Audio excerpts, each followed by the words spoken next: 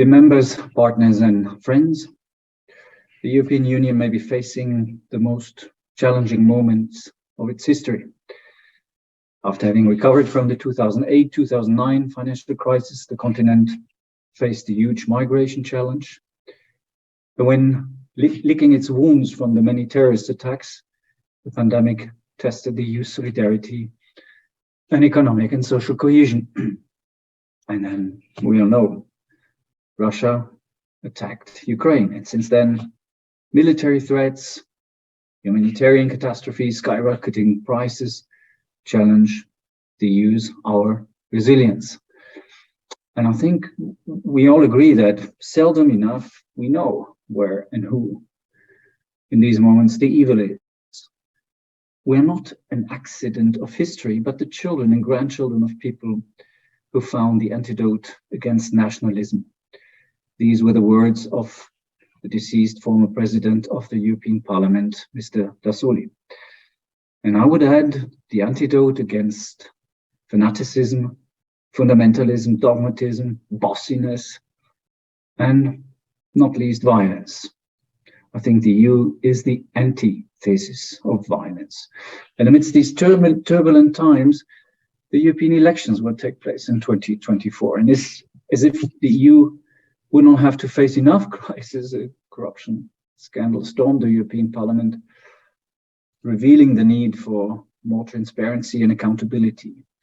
Albeit the fact, and this I continue to underline, albeit the fact that the European Parliament is already now one of the most transparent parliaments in the world. But unfortunately, the corruption scandal casted a shadow on the EU and its institution, and it will cast a shadow also on next year's elections. Yet, in these troubled moments, I think the EU also needs the support, commitment, and engagement of all those who stand for principles for liberty and democracy. And as CESI, we just have launched a new project. It's called We EP24 in view of the upcoming elections. And we want to contribute to raising citizens and workers' awareness of the role and values of the European Union. À quoi ça sert? What is it good for? And we foresee a series of interviews and conversations with members of parliaments, but also experts.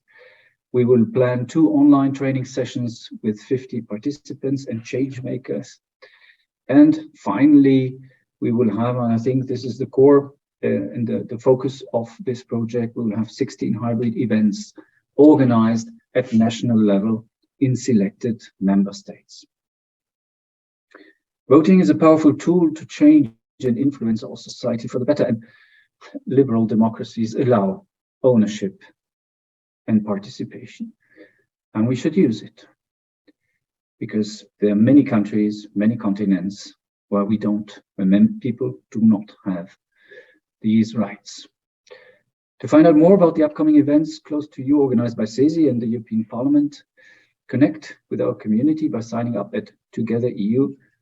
You can find the link below. I hope to see you soon. Thanks for your attention.